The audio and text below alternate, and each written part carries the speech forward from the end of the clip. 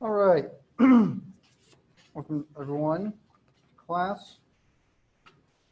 So today we're going to start talking and finish talking about nuclear chemistry. So nuclear chemistry will just kind of take up one day. Talk a little bit about it and finish it up. We put it here because applications of nuclear chemistry are most related with kinetics, specifically first-order kinetic problems.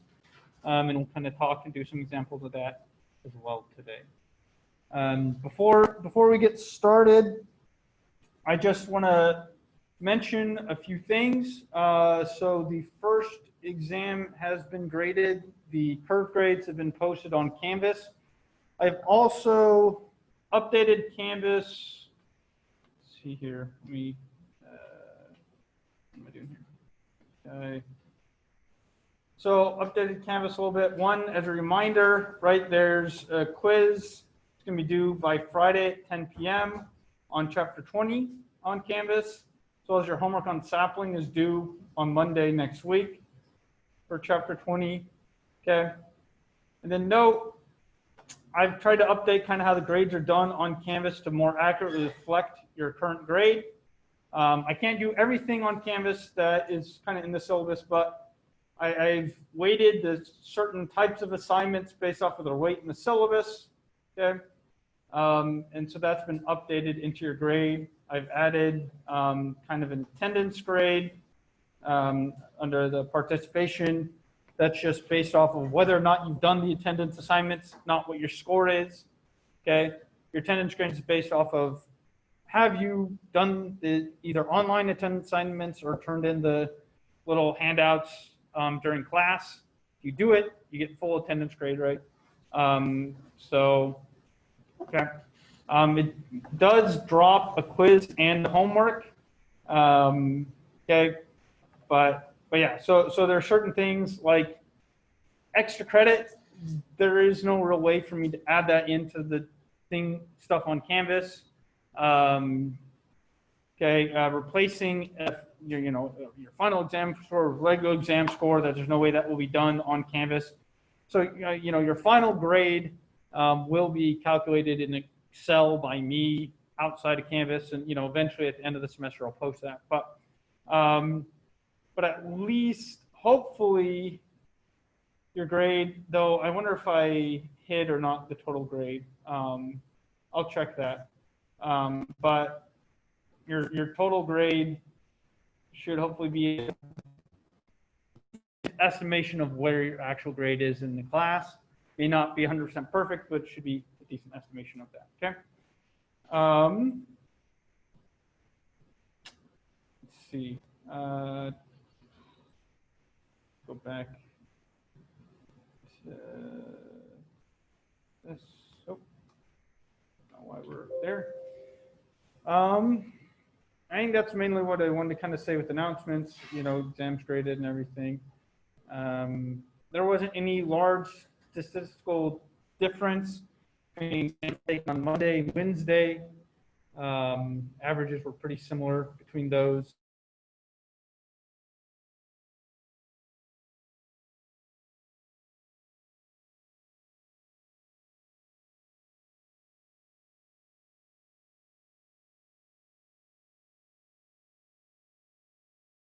Questions?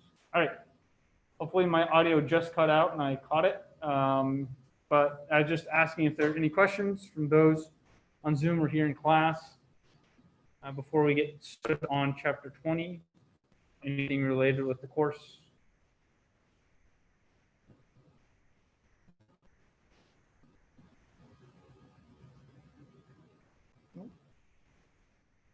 All right. So let's get started on chapter 20, nuclear chemistry. Sure, I do remember if Riley, if you're here, you're welcome to make an announcement. I know you mentioned you wanted to mention something. Oh yeah, so I just wanted to make an announcement real quick just for everybody. So Slack is hiring right now. I'd love to work with all of y'all excellent students. So if anybody's like interested in that, you can contact me, go to texasstate.edu/Slack and get more information on that. You'd basically be doing what I do. So sitting in y'all's lectures, running sessions, and then there's also lab tutors. It's kind of more one-on-one, and then there's also VASC tutors, which are for military connected students. If you have GI Bill benefits, that might be something that you're interested in. I know we all need some extra pocket money, especially during these times. So definitely think about that if that's something you're interested in. You do need an A in the course that you're going to SI for. All right. But you can just go online, Slack online, look at employment, look there. Just wanted to let y'all know about that opportunity. All right, I'll hand it back to Dr. Jones. Thank you so much for remembering, because I kind of forgot. All right. Yeah, so again, really saying if you're interested in being a Slack tutor, they do have kind of one-on-one tutors as well as obviously people like Riley who do these SI sessions for classes like CHEM, organic chemistry, and things like that. You need to have obviously taken class, passed the class, and received an A in class to become, say, an SI leader for a course. Okay, but those who are interested in doing so are welcome to go and sign up for that. Okay. All right. So nuclear chemistry, right, adds kind of this image on this first slide here, indicating, right, it's chemistry related with kind of the modifications of nuclear, right? General chemistry that we talk about, we're just making bonds between atoms within molecules and things like that, right? Nuclear chemistry, you're modifying the nuclei. Okay, here, right, it's trying to kind of show, you know, the idea of the uranium atom, and that through that collision, splitting the uranium atom into two smaller atoms, right, and kicking out some extra neutrons. Okay, so in nuclear chemistry, we're often concerned with isotopes of elements, right? So every element, right, lithium has a certain number of protons and electrons, and that's, right, lithium is defined by the number of protons and electrons, right, carbon is defined by some number of protons and electrons, right, every element has a unique number of protons and electrons to it, right, that's what makes all the different elements different, for different number of electrons and protons, but within those elements, they can have different number of neutrons, okay, right, and the different numbers of neutrons for a given element are referred to as different isotopes. So for example, here I have a representation of lithium-7. That is an isotope of lithium, okay?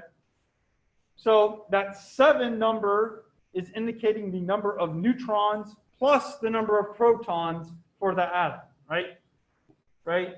That's the, and so that's what that 7, that superscript is indicating, right? 3, your atomic number, that is your number of protons.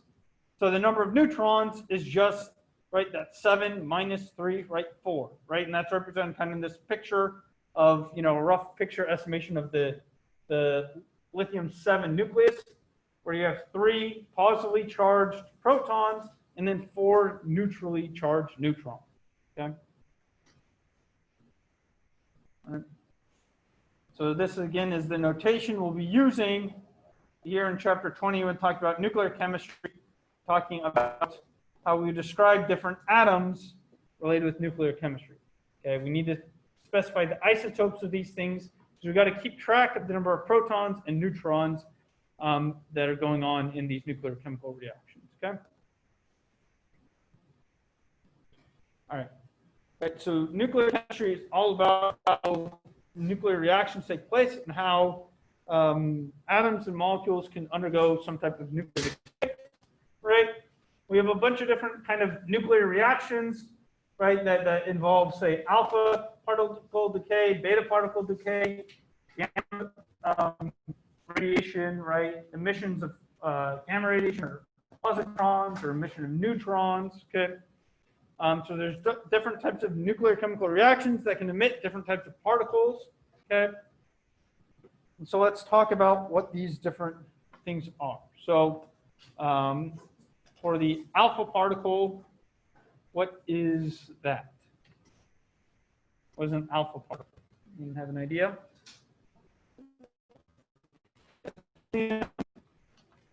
Nucleus, right? Oh.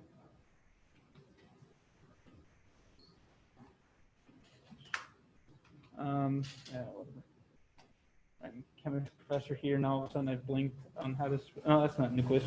Whatever. Helium atom. There we go. All right. Right. So in the kind of symbol here, if I try to insert an equation, right, it'd be He 2.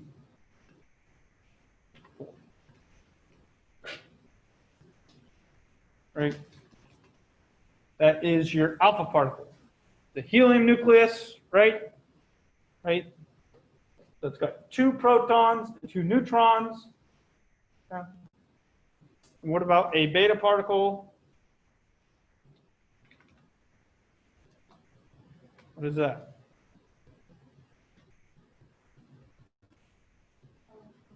Electrons. Yep. An electron. Right? This. Copy that. Symbol.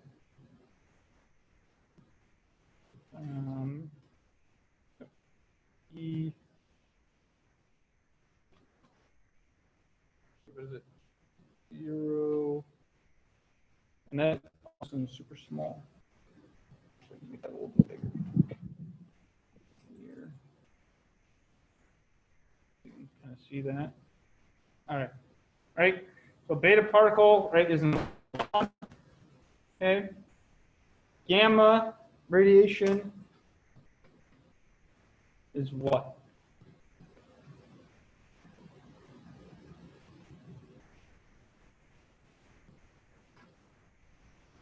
The radiation is that.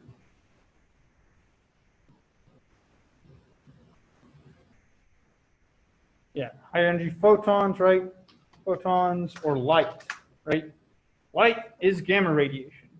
Now, typically, the type of radiation that's emitted from atoms that undergo some sort of nuclear decay, some sort of nuclear reaction, are very high energy forms of light, much past ultraviolet, right? X-ray, things like that. Okay, but technically, gamma radiation, right, is just light, right?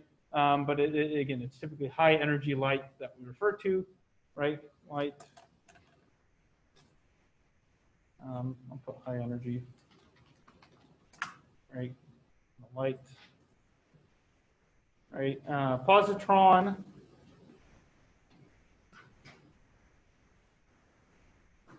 Positive electron. Positive electron, exactly. Okay. And then a neutron is, a neutron, right? And there's not really much about that.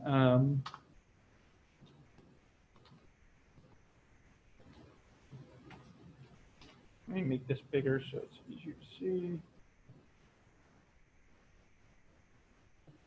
Right? Right, so a neutron, that's a neutron, okay?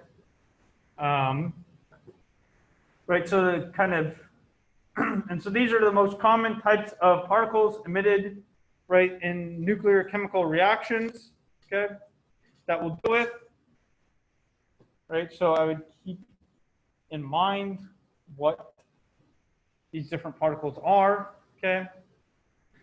Be asked, we'll get to balancing nuclear chemical reactions in a minute, right? You're going to be asked to write out what is the chemical reaction of an alpha particle emission of this isotope, right?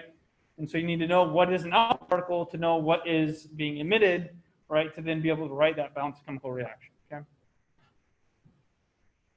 So we need to kind of remember, have an idea of what these different types of things are, okay? So question here, what here is the most harmful type of particle to your body if it gets inside your body?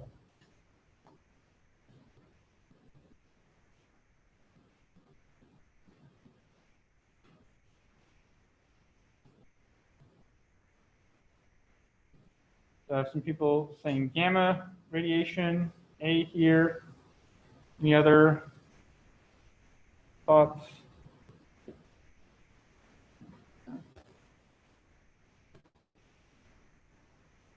C here, like the whole, yeah.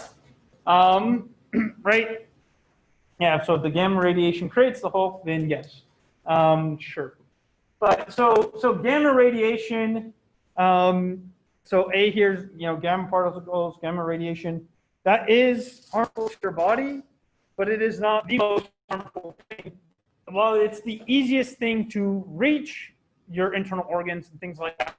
It is not going to be the most harmful thing. If you have C here, helium nuclei, which is your alpha particles, okay? So these alpha particles, right, if those guys were to somehow get into your body, then they would be extremely harmful to your body and can be very deadly in very low dosage.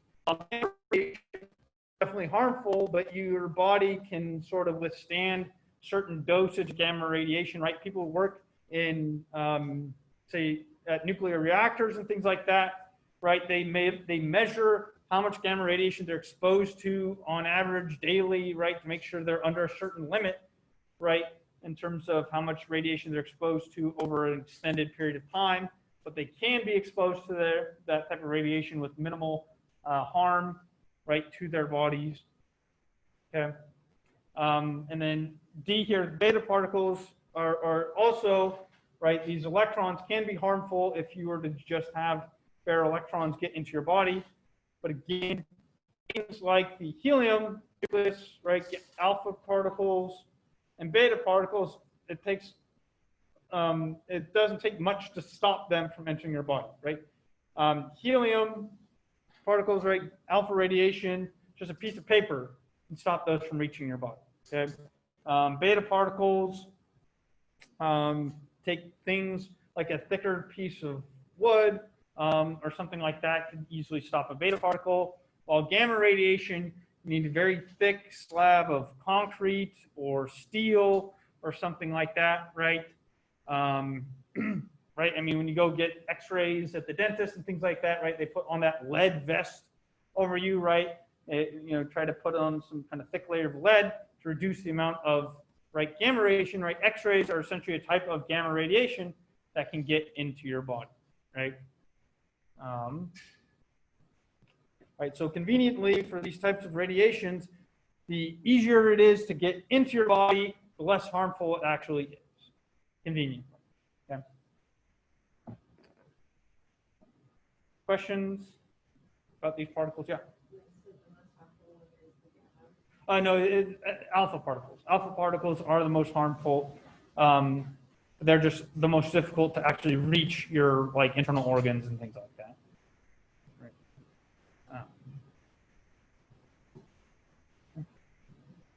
Other questions?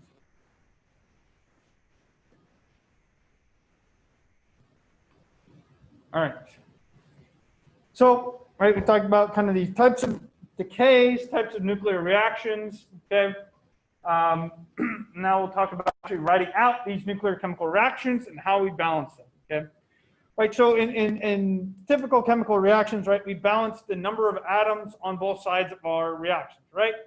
So in nuclear reactions, right, our nuclei are changing, so we won't have the same type of atoms on the reactants and products. Okay. But what does stay balanced are the number of protons and the number of neutrons, okay? And so those are related with the mass number and the atomic mass number, right? The mass number is the number of protons plus the number of neutrons, okay? And the atomic mass number is the number of protons And the sum of those things on the reactant side has to equal the sum on the product side of your reaction, okay? And if we're trying to balance it and fill in some missing element, right, we then use the atomic number that we find to balance our chemical reaction. Just look up in the periodic table what element corresponds to that atomic number, right? And we'll see some examples of this, okay? So let's balance first this chemical reaction here. So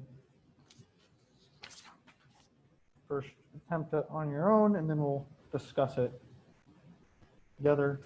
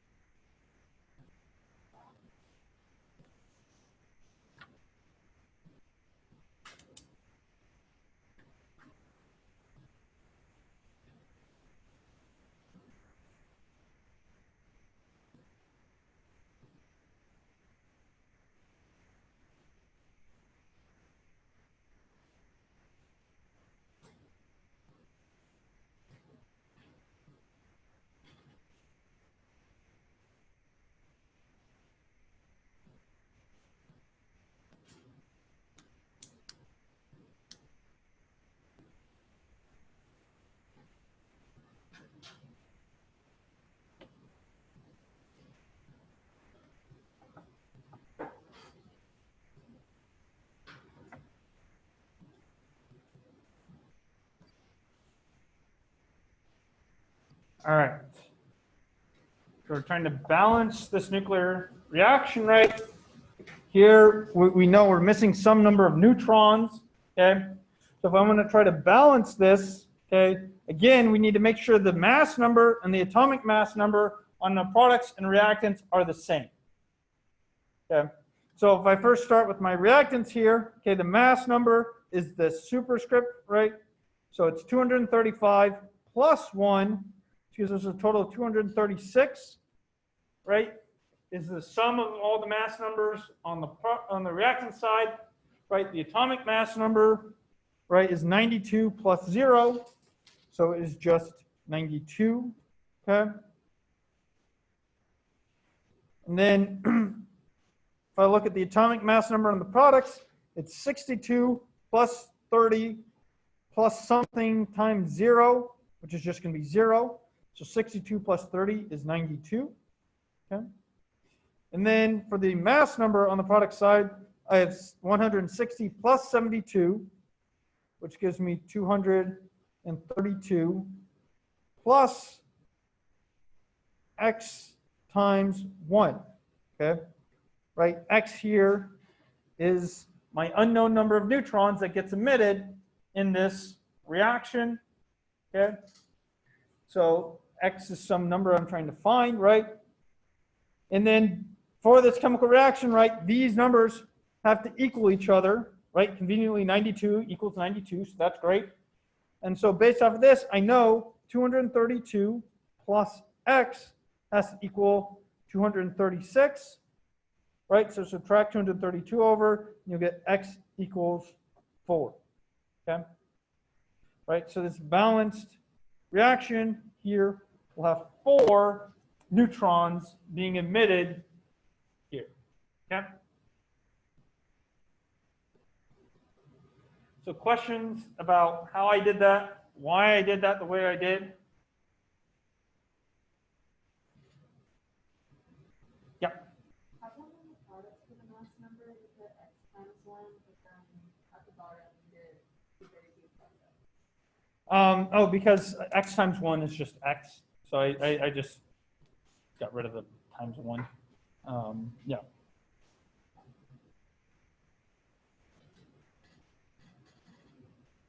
Other questions? Right. A very common mistake when balancing these things is just kind of looking at it and saying, okay, I have 236. And then here I have, okay, 232 plus 1 plus some unknown number here. And so often it's very common for people, a very common mistake it would be to say x equals 3 here, right? Because we assume it's x plus 1 and not x like times 1, okay? So just kind of be aware of that, right? That you know, to make sure when you're setting this up, right, it's this unknown number of neutrons times 1, right? Because each neutron has a mass number of 1, okay? And not do the unknown number of neutrons plus 1, right? Because then that will get you the wrong one here. Okay, so yeah, so just kind of be aware of that you know, on exams, quizzes, and things like that. Is a very common thing that I see. Yeah, is that in this kind of situation here, they put like x plus 1, and so then you get x equals 3, right? But it's the number of unknown neutrons times the 1 here that goes into kind of figuring out the total mass number.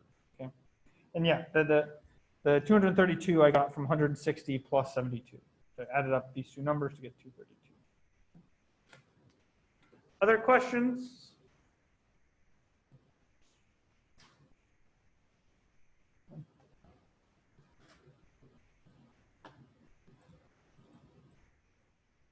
Let's do another example here.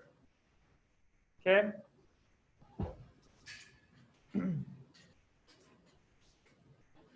Where in this example, we're not necessarily unsure about the number of neutrons that are being emitted, but what one of the particles that's being emitted. Okay. We need to figure out what is that missing particle.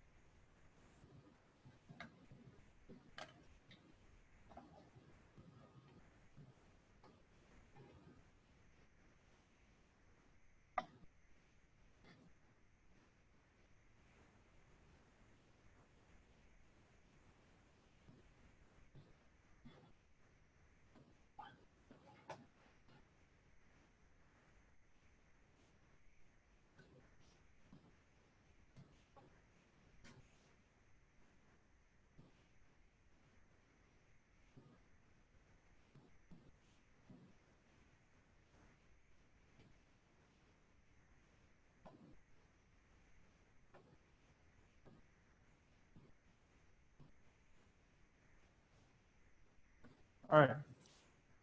So again, right, this is our nuclear reaction that we're trying to balance, right? If I look at the mass number, okay, it's the top number, the superscript, right? I get 240 on the reactant side.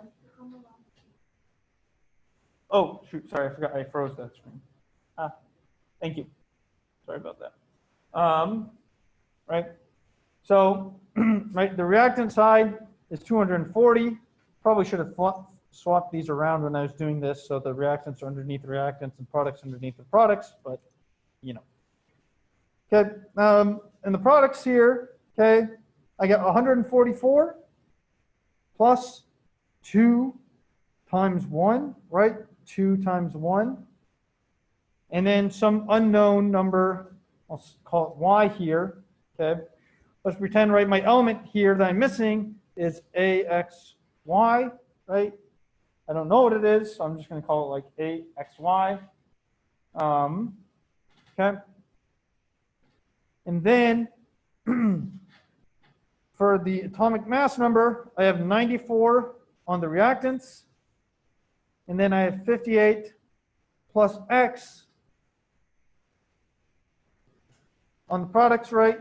I mean, it's plus 2 times 0. I'm just not going to write 2 times 0, okay? So, so now I need to solve these two equations for X and Y. So in this top equation, I have 146 plus Y equals 240. In the bottom equation, I have 58 plus X equals 94, okay? And you can subtract over 146 and subtract over 58.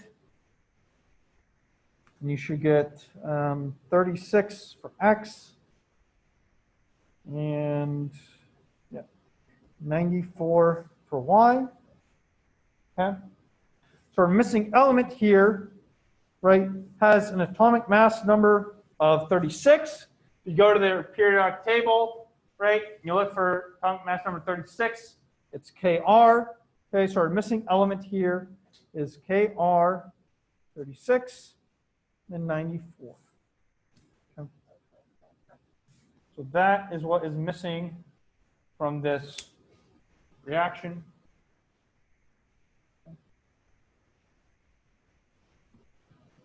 Questions about balancing this nuclear chemical reaction?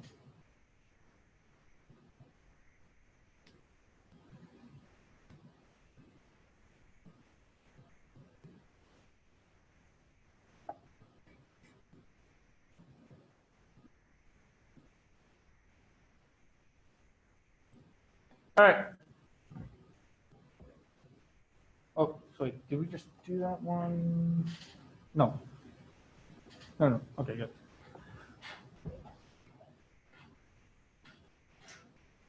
Something very similar. All right, so what is missing from this balanced nuclear reaction? Okay, we look at the, say, atomic mass numbers. I have 92 here, 56 plus some unknown number here, X. So I'm going to have X plus 56 equals 92. Okay. If you subtract 56 from 92, you'll get 36. So already B or D are possible answers here. Okay. So it should be 36 for the atomic mass number. Okay. And then for the mass number, I have 236. Okay, that's 235 plus 1, so 236. And then on the right side, I have 140 plus 3 times 1, so 143. So you do 236 minus 143, and you'll get 93 here. Okay. So D is the missing element from this balanced equation. Okay. I know I didn't write this one out in detail. We solve it the same way as we did the other ones. Questions?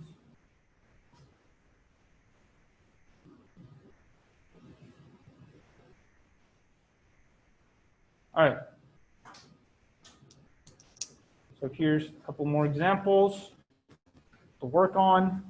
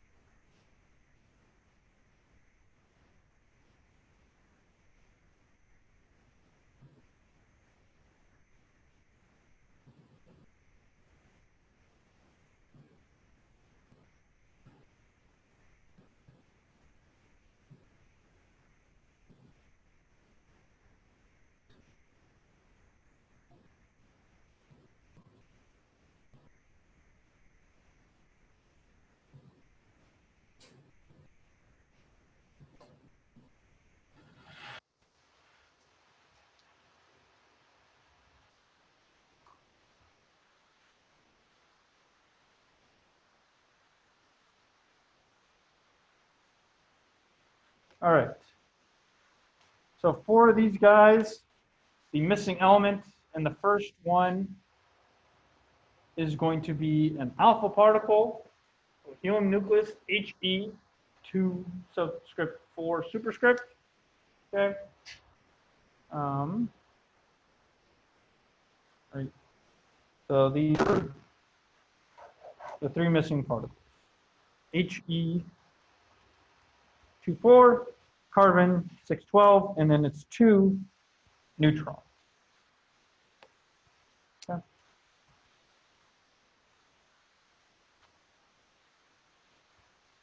All right, so He 24, carbon 612, and 2 neutrons. Okay. So if anyone would like us to go over any of those, I'm happy to do any of these in detail as we did kind of the first couple of examples. So the last one, the neutrons, yeah, so I can do that one. All right, so let me write that out.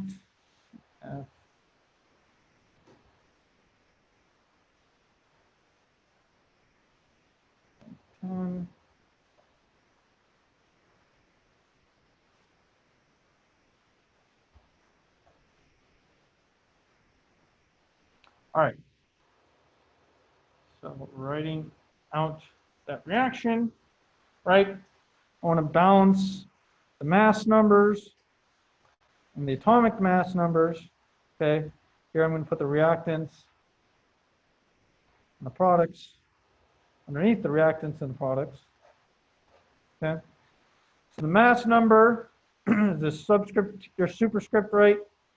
Which in this case for the reactants is 250 plus 10, so it gives us 260. Okay, 250 plus 10. For the products, it's going to be 258 plus, we can call this X, some X times 1, right? Because each neutron has 1 mass number, so I get X neutrons, so it's X times 1 for the mass number for the neutrons.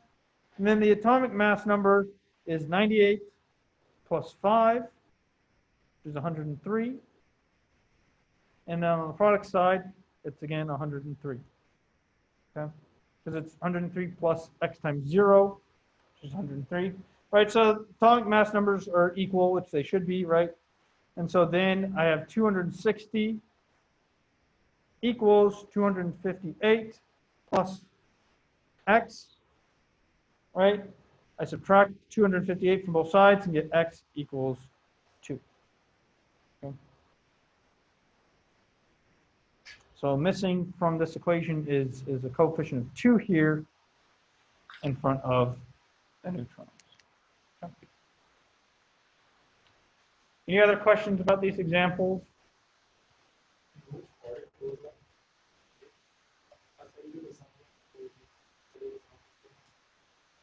Say that again? What do you mean, which particle goes on which? Like in the reactants or products, or? Oh, yeah. So the missing particle here is an alpha particle to He24. So are you asking how to get that, or? Oh, yeah. So in that example, right, if we write it out, PO84, 212, E82, PO8, plus 0.5.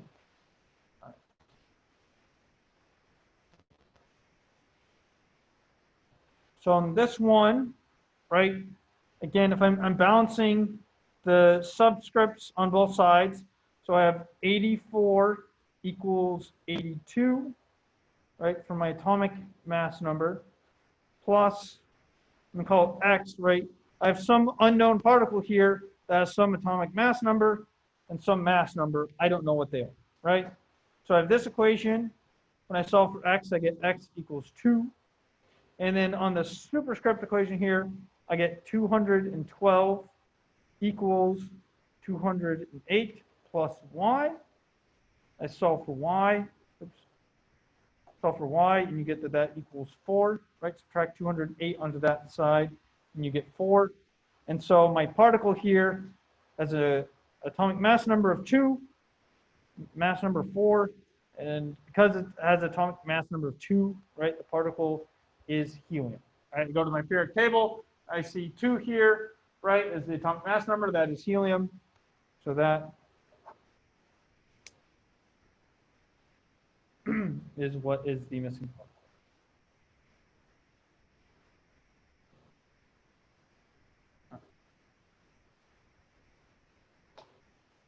Okay. Right. So we talked about right, the types of nuclear reactions, right, types of decay particles, and things like that, balancing these nuclear reactions. Okay. Right now we'll talk just briefly about the kinetics of these things, which is basically that all nuclear reactions that we're concerned about are always going to be first order kinetic problems. Any type of nuclear decay is a first order kinetics problem, okay? Which, right, means that it satisfies this first order, like, integrated rate law, okay? Ln of the concentration equals minus kT plus Ln of the initial concentration. And also that the half-life is just equal to the natural log of 2, or 0.693, which is what that roughly is equal to, divided by K. Okay? The rate constant, right? So K here is, again, the rate constant. Okay? And again, the important thing about these first order reactions is that the rate constant, or the half-life itself, is independent of the total concentration, right? The initial concentration, the current concentration, right? It has no dependence on concentration whatsoever. Okay. So the half-life does not depend on how much you start with. Okay. Which is why we're able to do something like carbon dating, right? Carbon dating works by kind of measuring and knowing approximately how much carbon-14 is in living organisms, and then you just figure out in your dead thing what percentage of carbon is carbon-14, compare that with the percentage of carbon-14 in living organisms without having to worry about the total amount of carbon-14. You got to carry about the percentage of carbon-14 to other types of carbon. And that will tell you then, right, kind of what your initial and final concentration is, right? Basically, your initial concentration is the percentage of carbon-14 in a living organism. And then your final concentration is the percentage of carbon-14 in your dead thing, okay? And again, you're just caring about a percentage, so you can just take a small sample of that dead thing and calculate the percentage of carbon-14 in that small sample and just assume, right, it's kind of homogeneously mixed over the entire sample and it'll be the same, okay? And then that will give us our initial and final concentrations. We know the half-life of carbon-14, which you can use to get its rate constant, and that allows us to solve for the time since that thing has been alive, right? Okay, so that's how carbon dating works, is just using the fact that carbon-14 decay is a first-order kinetics problem, does not depend on the current concentration, okay? So we can use that to solve for how long things are alive, okay?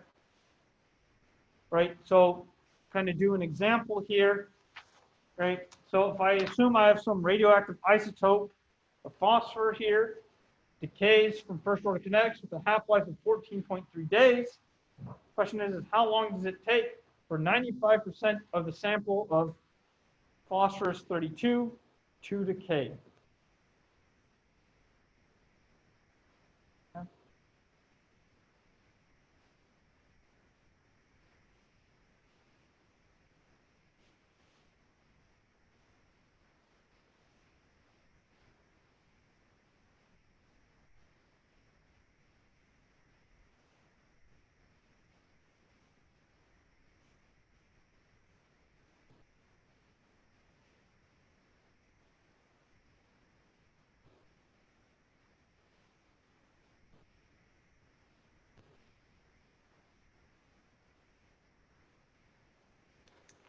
Right, for this problem,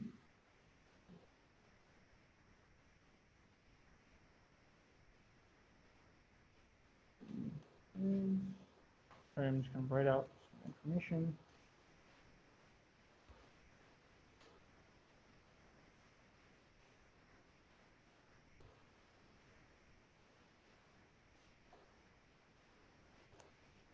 Right, so for this problem, right, we're trying to figure out, right, how long does it take for 95% of this phosphor compound, given its half-life, to decay, right? And so, right, for these first order kinetics, right, it does not depend on the total amount that you have, just what percentage has gone away, okay? Which is why in this problem, it can give you just the percentage that's decayed and not the total amount, okay? Now to solve the problem, you can, you know, if it makes life easier, right, just assume some total amount and you'll get the same answer, right?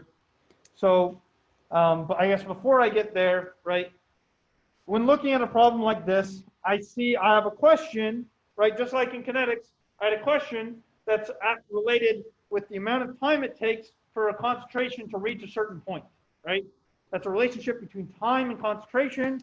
That means I need my integrated rate laws, right? My integrated rate laws, which in this case for first order kinetics problem, okay, the integrated rate law, right, is the natural log from the concentration of A equals minus KT plus the natural log of the initial concentration, okay? So I know this is what I need, find time, okay?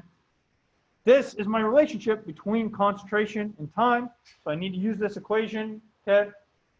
And so we need to know what these concentrations are, and we need to know the rate constant, right? Well, the rate constant I get from the relationship between the rate constant and the half-life, which is that relationship with the natural log of 2. Okay, this is 0.693 divided by 14.3 days, right? Which this comes out to be 0.0485 days to the minus 1, right? Inverse days. Okay. So our rate constant is 0.0485 inverse days. Okay. And then now I need to get the concentration, which again, I don't know what the total initial concentration is, but it's irrelevant to solving the problem. I can assume any value I want. I'm going to assume I just start off with 1 gram, right? My initial kind of concentration here is just 1 gram. Okay? I guess that's the initial concentration of phosphor, right? So I'm going to assume 1 gram. And I'm assuming 1 gram because the natural log of 1 equals 0. Okay? So you can assume whatever you want. I assume 1 gram because then it makes that term go to 0 and makes solving the equation that much simpler. Okay? Right? Now, in the problem, it says 95% of the sample has decayed. So if I start off with 1 gram, how much phosphor 32 do I have left?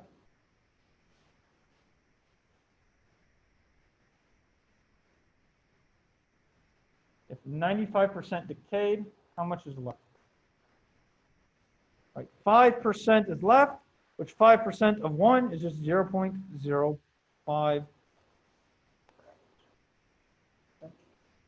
Right, so keep in mind with these problems related with nuclear reactions, right, and their decay and stuff, sometimes the problems will be worded 95% has decayed or something like that. And other times, like the second example, will have words of problems of saying that, you know, it is decayed to 95% of the initial concentration or something like that, right? So just kind of pay close attention in terms of how the problem is worded to know whether or not you have, say, 5% left or 95% left, right? And that's very much dependent upon how the problem is worded. Okay. And so now I can plug this stuff in.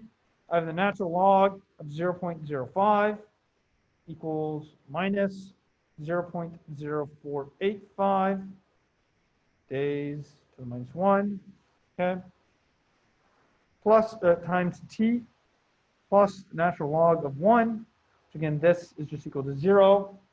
I don't need to worry about that, okay? And so all I need to do is divide 0.0485 onto this side and solve for the natural log of 0.05, okay? And so when you do that, right, so you'll get t is equal to the natural log, negative natural log of 0.05 divided by 0.0485, okay? And when you do that, you'll get that the time is equal to 61.8 days. Okay. So it took 61.8 days for 95% of this phosphorus 32 compound to decay. Okay. Questions?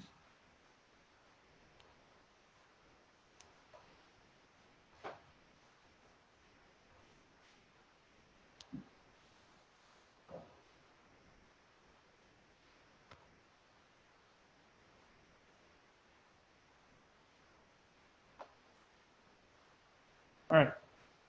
Oh. Yeah, so Brooke, right, we got 0.05 because in the problem here, right, it says, right, 95%, like how long does it take for 95% of the sample to decay, right? So if 95% of the sample decayed, that means we have 0.0, or sorry, we have 5% left, right? If 95% decayed, that means 5% is left, and then 5% of 1 is just 0.05. Okay. So that's how I got 0.05, is by taking the fact that 5% of my sample is left after 95% is decayed, and then I just took 5% of 1, which I assumed was my initial amount, right? My initial amount I assumed is 1 gram, so 5% of 1 is 0.05.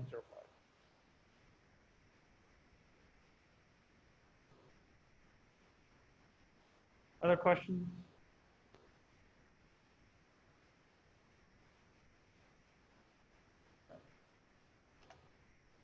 Right, so now I have iodine 131, right? This is used to treat thyroid disease, has a half-life of 8.1 days. A person is treated with 10 micrograms of iodine 131. How much is left after 25 days?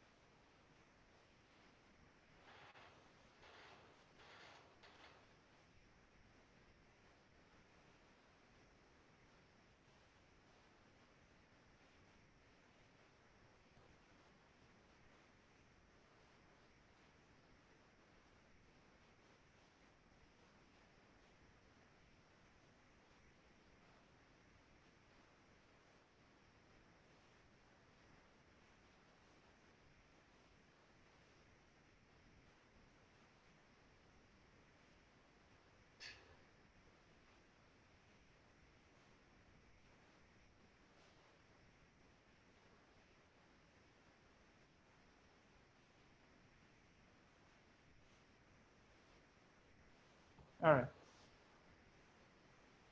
Let's work on this together now. All right. So kind of summing up the problem, right? Again, I start off with some initial 10 micrograms worth of iodine. I know its half-life is 8.1 days. And the question is how much is left after 25 days? Again, this relationship between time and concentration, right, is telling me I need to use my integrated rate law, which I know this is a first order reaction, okay? And so that means my integrated rate law is, again, that equation ln concentration of I equals minus kT plus ln of the initial concentration of iodine, right? And so to find how much is left after 25 days, I just need to figure out what is my value of K. Which again, for a first order reaction, that value of K is related with the natural log of 2 over T1/2, which is 0.693 over 8.1. Okay. So that comes out to be 0.0856 inverse days. Yep.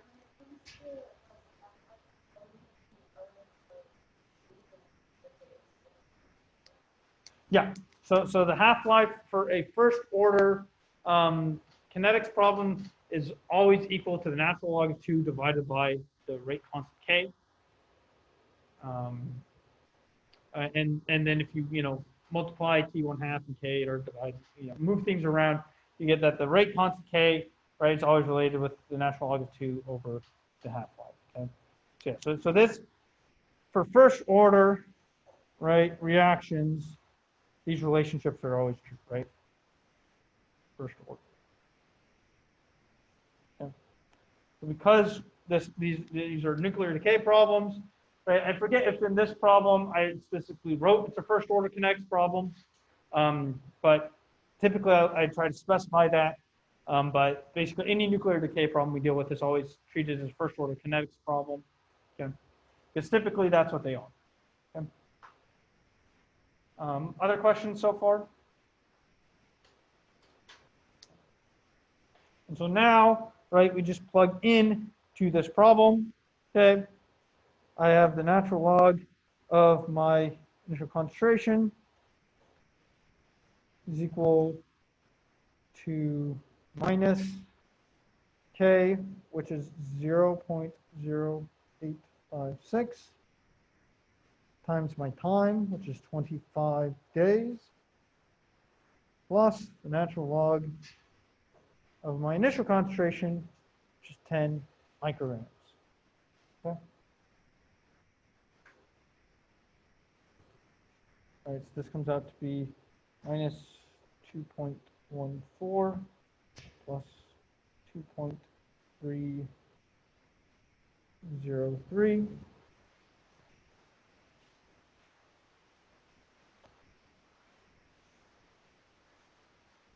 This ends up just being 0.163. Okay. Right, and then from this point, right, in order to get the concentration, you have to take the exponential of both sides of the equation. Exponential of ln of I equal to the concentration of I. And then this here is just going to be exponential of 0.163, which comes out to be 1.18 micrograms.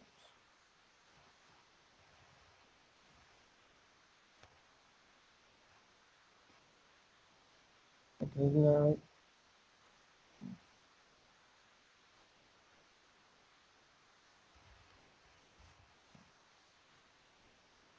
Yeah.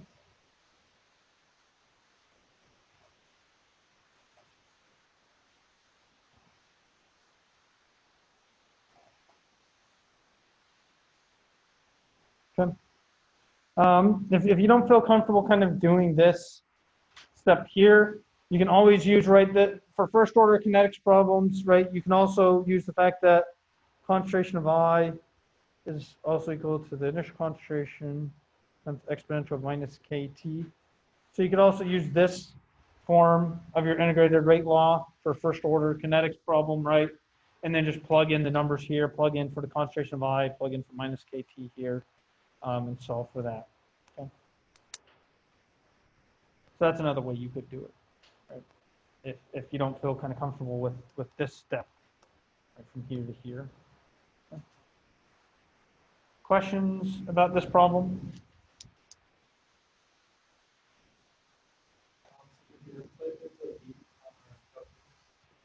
Mm-hmm.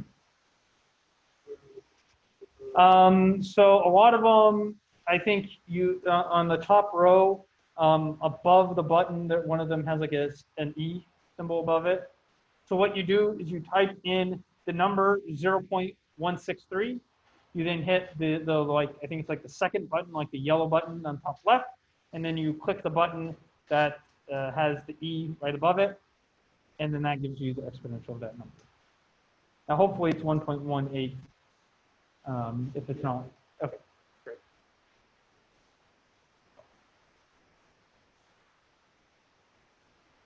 Other questions?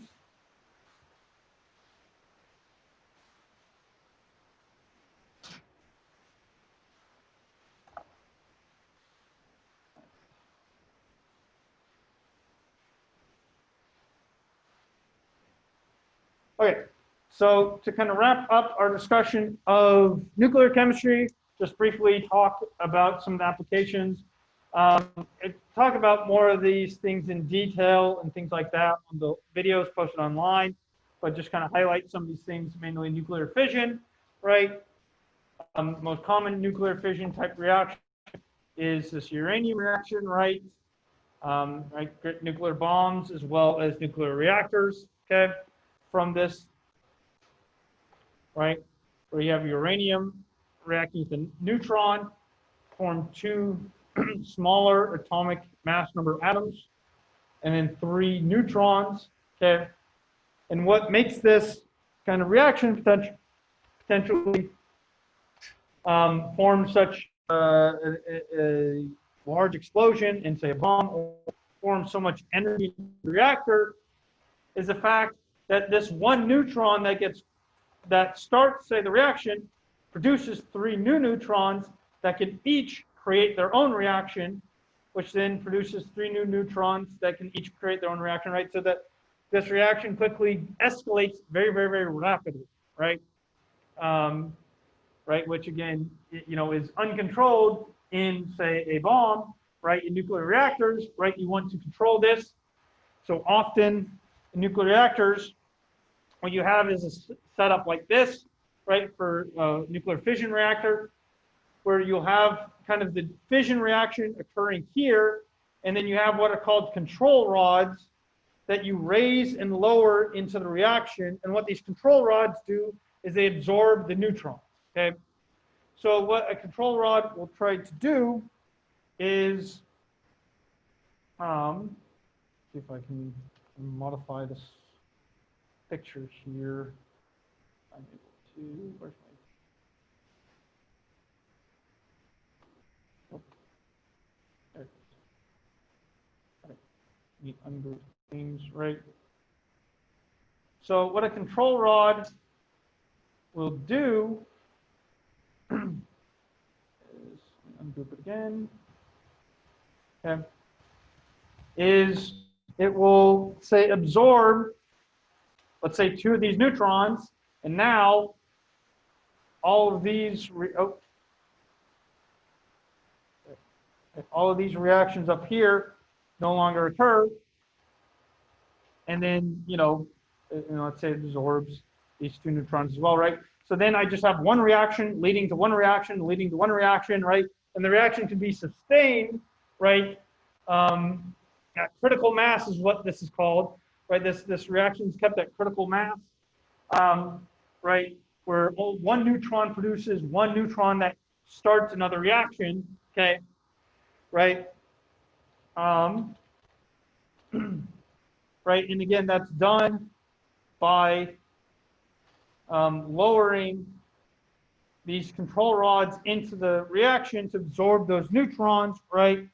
And again, you can kind of speed up or slow down the reaction based off of how many neutrons these control rods are absorbing at a given period of time. Okay, right, and that can control the rate of the reaction, and that's how much energy is produced over a given period of time and things like that, right? And these nuclear reactors, right, work just like coal power plants and things like that. They just use this energy, this heat generated to boil water, to create steam, turn the turbine to generate electricity, right?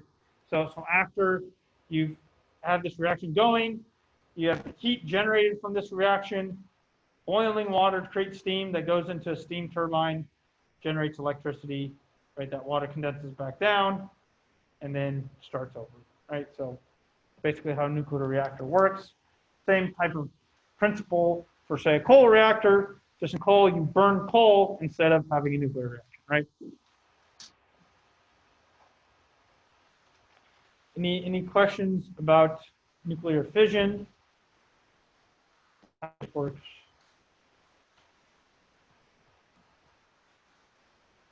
All right. So that is it for our discussion on nuclear chemistry. On Monday next week, we'll start talking about chapter 15, which is chemical equilibrium.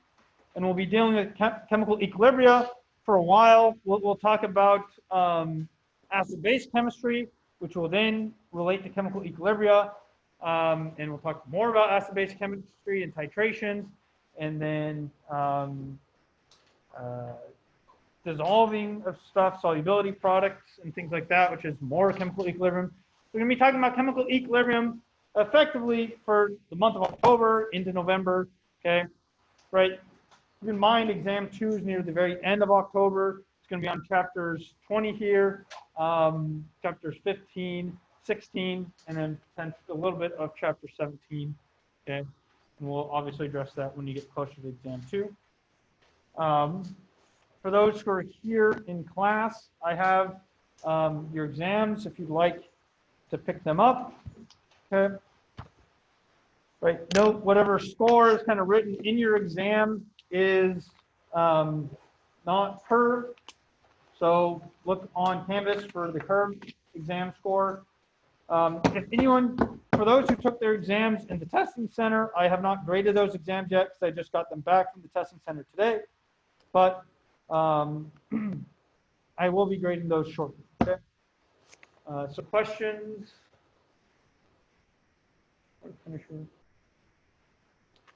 All right.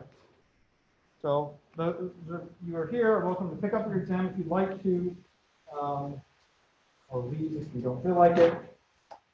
Yeah.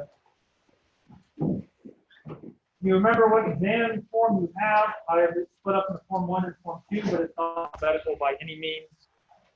Remember to turn in as you leave your participation questions. Okay. How many points were in the curve? It's a good question. I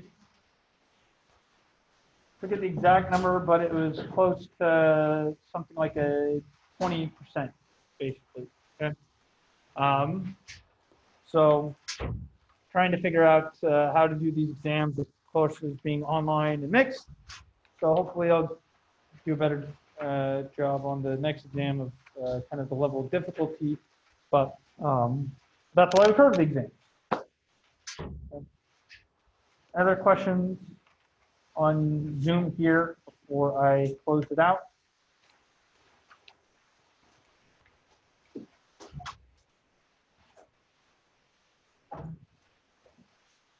All right, we end the Zoom session then, and I will see you guys on Monday. Don't forget, you have a quiz on Canvas that is due by Friday.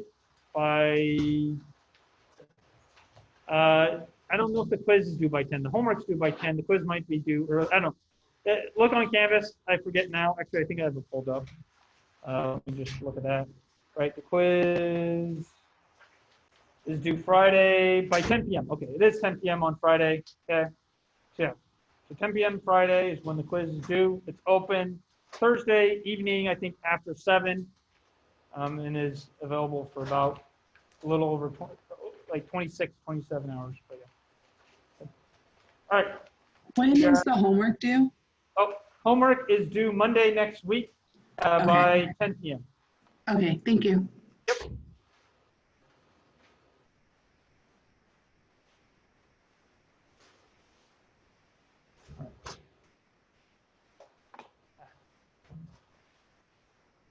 But